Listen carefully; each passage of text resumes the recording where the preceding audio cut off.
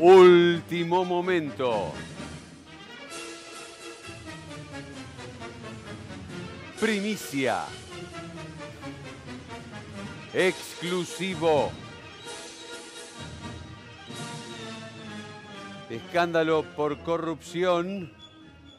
Laura Alonso floja de papeles.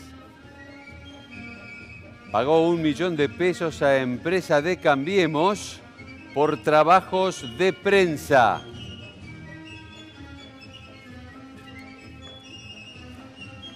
En vivo habla Hernán Lacunza, periodista. Sebastián. Sebastián. ¿Qué tal, Sebastián? Claudio Arredondo es mi nombre, estoy con Josefina.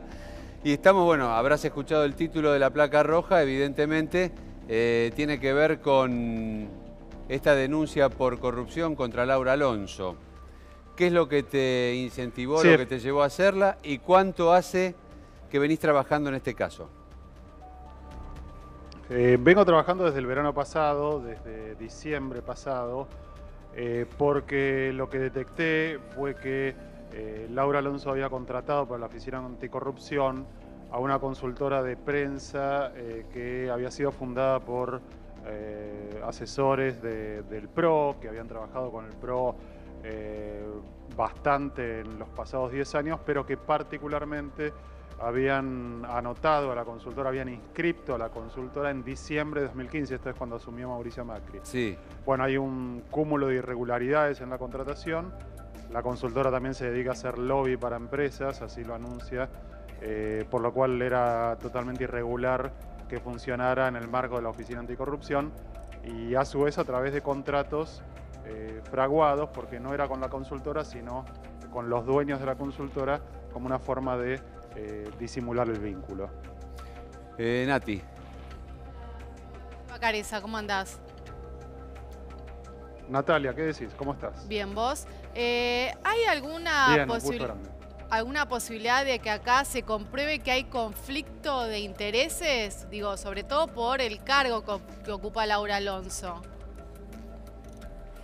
Bueno, más allá de lo que marca digamos, el aspecto tan llamativo de que una secretaria de Ética Pública y Transparencia tenga una consultora contratada en forma irregular por 1 millón de pesos anuales, hay un aspecto que me parece que sí tiene que ser dilucidado por la justicia, que es que el hecho de que esta consultora se dedicaba a hacer lobby para empresas y ofrecía anticipar decisiones de gobierno a las empresas, es absolutamente incompatible con la ley de ética pública que haya personas en el Estado, trabajando en el Estado, para el Estado, a su vez ofreciendo este servicio a empresas privadas.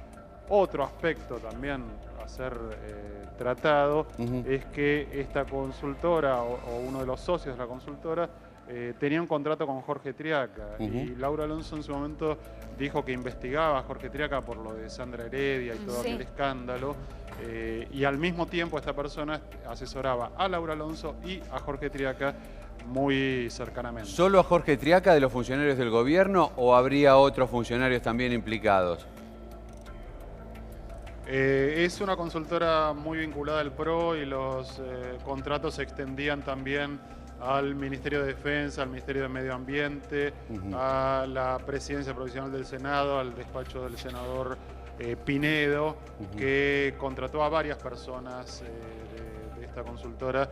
Esta consultora fue fundada por 3 estudiantes de la UCA hace ya 12 o 13 años.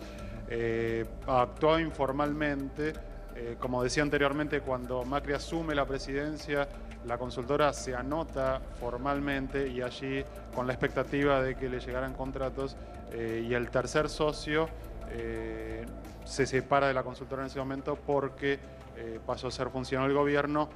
Juano Gentile, bueno, ¿no? Obviamente no tiene contratos a su nombre. Sebastián, Luis Autalán. No, digo, que el tercero era Juano Gentile, bueno, que falleció este año y era el segundo de Jorge Greco, ¿no? Sí, al respecto quiero ser cuidadoso porque falleció, como decís, Natalia.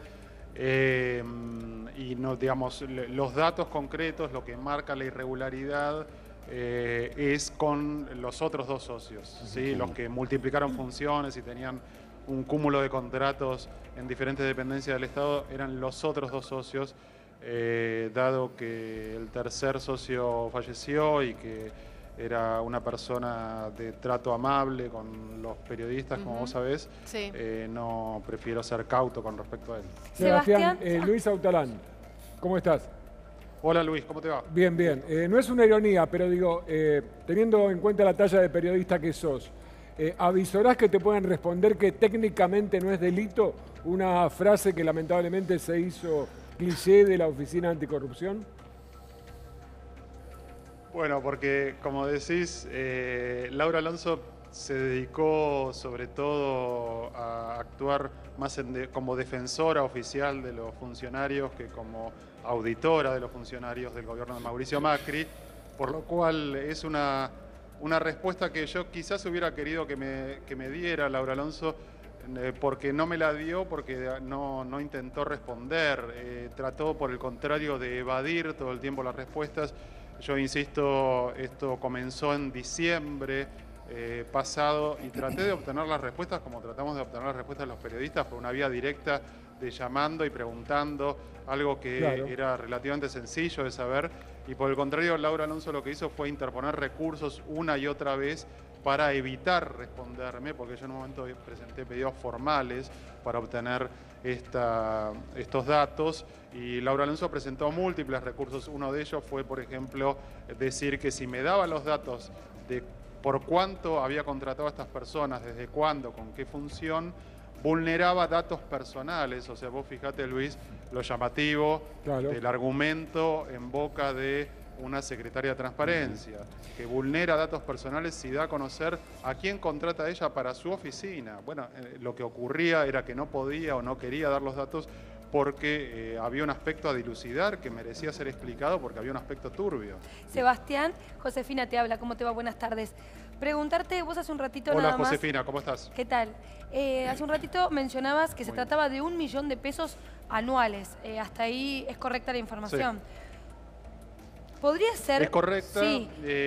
Ser un poquito más específico, contarnos de qué se trataba y cómo se justificaba esta suma de dinero. El contrato con la consultora en sí misma, a mí me consta que trabajaba la consultora porque esto nació con un intento de averiguar algo en la Oficina Anticorrupción por otro tema y la respuesta me llega desde una persona que trabajaba en la consultora. Es decir, la tarea de prensa la hacía la consultora, que es algo de por sí llamativo. Los funcionarios no tienen consultoras, los altos funcionarios y los menores tampoco no tienen consultoras para que les hagan tareas de prensa. En este caso, hacía tarea de prensa. Bueno, ahora, contratar a una empresa, a una consultora, desde el Estado implica más pasos legales, ¿sí? A veces se encuentran más dificultades porque esa empresa tiene que tener determinados papeles en regla. Por eso opta, en el caso de la Oficina Anticorrupción y de los otros ministerios, por extenderles contratos puntuales a los dueños. ¿Sí? Finalmente después trabajaba toda la consultora, pero le daba contratos a los dueños. Lo que me costó mucho conseguir, 4 meses y medio para ser exactos, es cuánto le pagaban. Y finalmente obtuve la respuesta, les pagaba en 2 contratos 82.500 pesos por mes, esto es 990.000 pesos anuales. Y hay que aclarar algo, a raíz de que yo fui publicando esta información en partes,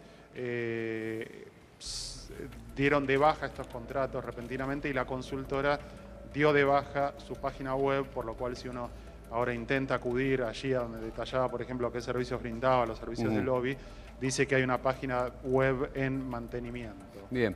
Sebastián, está con nosotros el doctor Leonardo Martínez Herrera, que es, en definitiva, quien presentó la denuncia contra la Oficina Anticorrupción, en realidad contra Laura Alonso. Gracias, doctor, por estar aquí. ¿Qué es lo que lo llevó precisamente a realizar esta denuncia? Bueno, precisamente haber leído las 2 notas de Sebastián Lecunza, donde estaba esta información bastante clara. Se podía constatar, o sea, el sitio web, había capturas de pantalla en otra nota de un periódico donde ofrecían el servicio de lobbying. esta empresa, y están las notas que el periodista le había cursado a la Oficina Anticorrupción y la nota de respuesta, además de mensajes. Entonces directamente tenía todos los elementos como para iniciar esta denuncia para que se investigue la acción llevada adelante por Laura Alonso, ¿no? Negocios incompatibles con la función pública y malversación de caudales públicos. Sí, incumplimiento de los deberes de funcionario público también, porque si está prohibido por la ley de ética pública contratar con personas o con gente involucrada en estas consultoras, está incumpliendo los deberes de funcionarios públicos, ¿no? ¿Esto es extensivo, perdón, esto es extensivo a algún otro funcionario público? Claro, en principio a ella para que los contrató. Yo en la causa dije que otras personas más tenían un contrato, pero como no tengo información, sé que el Ministerio de Trabajo, Jorge Triaca tenía, el Ministerio de Medio Ambiente del Rabino Berman también contrató con esta empresa, el gobernador de Urtubey de Salta también contrató con esta empresa, y el Ministerio de Defensa. Bien, pero usted no presentó la denuncia en la Oficina Anticorrupción precisamente. No, porque no, directamente... Por eso le digo, ¿a dónde presentó la denuncia? En Comodoro Pi, en la Cámara Federal de la capital federal, ¿no? Bien. Hoy la sortearon y le tocó al juez doctor Casanelo y el fiscal de Stornelli. Vamos a ver, por la Oficina Anticorrupción no se va a presentar, va a estar una causa a la deriva por parte de ellos. Ellos se presentan en las que les interesa. En esta estoy seguro que no lo va a presentar y no va a pedir la investigación, ¿no? Dependemos del fiscal. Eso es lo que le iba a preguntar. ¿Cuáles serán los pasos a seguir a partir de ahora? El juzgado me cita a ratificar la denuncia, donde la voy a ratificar y voy a ampliar algunas cuestiones que por ahí no quedaron claras en escrito, pero para que le quede una mayor exactitud y unas medidas de pruebas más para que solicitarle al fiscal.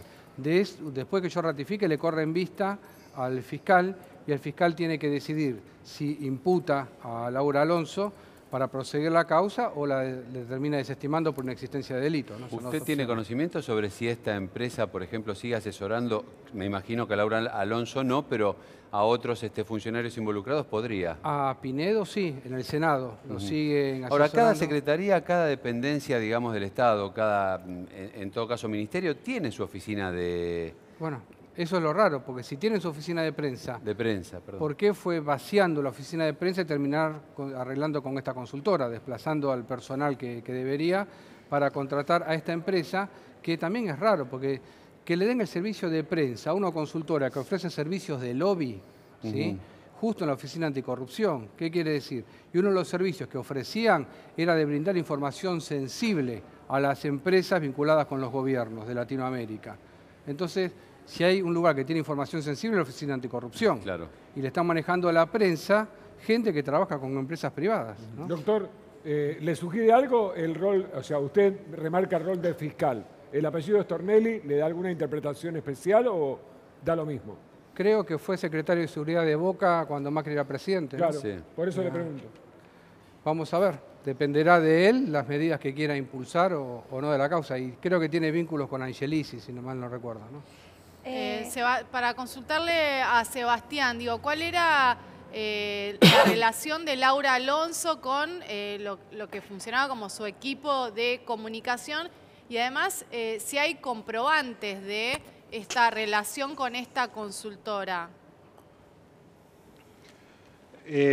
Algo llamativo que haces bien en preguntar, Natalia, es que pasaron varios voceros de Laura Alonso desde el diciembre de 2015 hasta la fecha, como una alta rotación en ese cargo, y en parte está explicado porque la predominancia que tenía esta consultora en el manejo, no solamente del área de prensa, en el manejo de la Oficina Anticorrupción. Entonces, como allí hay un staff permanente, digamos, empleados públicos, y a su vez se puede nombrar a un director de comunicaciones como todo funcionario, la existencia, el funcionamiento, la tercerización de esta tarea ocasionaba que alguna tensión y que haya girado bastante el cargo de jefe de prensa de Laura Alonso. El comprobante, la verdad que sería bueno que Laura Alonso lo exhiba, el comprobante, porque, como decía, fue muy renuente a brindar información con diferentes recursos y contestaba muy escuetamente. Digamos, lo que nosotros tenemos es un papel oficial, lo que en Letra P, que es el sitio en el que lo publiqué, y anteriormente en Página 12, tenemos una información oficial de la Oficina Anticorrupción que dice: nosotros contratamos a estas 2 personas por 82.500 pesos mensuales para el año 2018. Eso es lo oficial, por lo cual no podrá ser desmentido. Lo que sí sería bueno es saber el contrato específico. La información que tengo es que todo el año 2017 también trabajaron. Entonces, bueno, quizás 2016. Saber cabalmente cuál fue la dimensión del contrato es algo que sería bueno que Laura Alonso expresara. Quiero decir algo, porque me parece importante, digamos, más allá de un funcionario, en este caso tan adherido al gobierno, es un país, Argentina, con mucha corrupción. Está bien que haya oficinas anticorrupción y que esas oficinas tengan autonomía, que no dependan del Poder Ejecutivo tan directamente. Y si hay una persona que siente admiración por el presidente, bueno, que esa persona tenga los principios republicanos que debe tener, ¿sí?, para tomar distancia y para decir, bueno, más allá de mi ideología, más allá de mi adhesión partidaria, voy a actuar independientemente, porque la consecuencia de la pérdida de credibilidad en la política y demás termina siendo realmente lesiva. Digo, hablo hasta para los que creen, a los que votaron al PRO, que merecerían tener a alguien que controle la corrupción más desapegadamente del gobierno nacional. Está con nosotros también el diputado nacional por el Frente Renovador, Carlos Elba. Gracias, diputado, por estar aquí. A propósito de hechos de corrupción, esto me retrotrae, por ejemplo, ejerciendo un paralelismo con Gils Carbó. ¿Qué opina de los dichos de Pichetto con respecto a que Cristina se va a candidatear nuevamente a la presidencia? Bueno, todo el aspecto político marcaría de que el silencio ha sido una buena estrategia como para generar una fuerte expectativa. Nadie puede desconocer de la expresidenta que tiene un caudal importante, particularmente en la provincia de Buenos Aires. Así que creo que en este esquema donde el peronismo está debatiendo de qué forma llega estructurado, y a mí me preocupa más que no sea de personas, más que de un proyecto que pudiéramos llegar a expresarlo a la sociedad. Bueno, hoy estamos en el debate de las personas. Esperemos que no termine solamente en eso. ¿Usted cree que tiene posibilidades, más allá de que me dice que sus votantes están en la provincia de Buenos Aires concentrados? ¿Cree que tiene realmente posibilidades? Hablo precisamente relacionándolo con esto, ¿no? Casos de corrupción, denuncias, etcétera, etcétera. Sí, bueno, pero digo, también hay una situación que recién me tomaba el atrevimiento de opinar con respecto a lo que estábamos viendo en la nota anterior. Primer punto de partida es que quien esté en la Oficina Anticorrupción no puede depender del Departamento Ejecutivo, justamente. Claro. No es un órgano de la justicia, es un órgano de la política, por lo tanto, para fortalecer la política, el ámbito este no debería ser. Todo lo que está en discusión y que es público de los temas de corrupción que han sido cuestionados por la sociedad, por la justicia y por la política a la etapa anterior, bueno, se tienen que dirimir. Yo digo, hoy hay lamentablemente tirar una situación para decir que lo otro era peor, digamos, estamos contribuyendo a dinamitar la democracia. En esto, la verdad que tengo mis recaudos como para dar opiniones tajantes con respecto a algunos temas. Bien. Justamente por este tema, en qué situación está Cristina, en qué situación está Macri, está también para ayudarnos a pensar Federico González, analista político. Gracias por estar aquí. Buenas tardes. Buenas tardes, gracias por la invitación. Al contrario, cuénteme, ¿esto sigue deteriorando la imagen del gobierno, la imagen de Cambiemos, estos actos así, pequeños quizás si queremos, pero que tienen mucho de poca ética? Sí, bueno, creo que por goteo las cosas a veces producen un resultado igual que cuando hay un solo hecho muy, digamos, intenso. Y a mí me parece que también hay algo que tiene que ver con el efecto contraste. Este gobierno arrancó con una imagen de que se iban a recuperar ciertos valores éticos, republicanos, etcétera, y bueno, y parte de su campaña tuvo que ver con una comparación. Entonces, bueno, eso salpica más. Claro. Es decir, cuando alguien se pone en el lugar de la pureza, cualquier hecho, por más que no sea terriblemente grave, parece un poco más grave. Absolutamente. ¿Nati? No, sí, consultarla a Federico, digamos, por estas declaraciones de los últimos días, tanto habló Pichetto, también Juan Manuel Urtubey, mostrando a Cristina como candidata. ¿Cómo ve el escenario para el año que viene usted? Digamos, ¿la ve a Cristina candidata? ¿Quiénes ve como posibles candidatos? Sí, yo la veo a Cristina como una posible candidata. Bueno, que sea posible no quiere decir que tenga muchas probabilidades de, pero tiene las que tiene que tener. A mí me parece que Cristina Kirchner es una política que todavía tiene gravitación. Yo creo que no podría ser presidente. Hablo desde el punto de vista del voto popular. No me parece que podría ganar un balotaje, ni tampoco que podría ganar... ¿No cree que puede llegar a ganar entonces? No, yo creo que no. Yo creo que... a mí me parece que hay un momento en la vida, lo hago en general, más allá de la política, hay un momento en la vida de las relaciones humanas, cuando alguien le baja el pulgar a alguien, no se lo vuelve a subir. ¿Usted dice que el odio pesa mucho? Si el odio pesa mucho... Claro, sí, sí. Se ha sembrado odio en toda la campaña política 2015. Yo creo que sí. No sé si solo odio, porque el odio ya es algo extremo.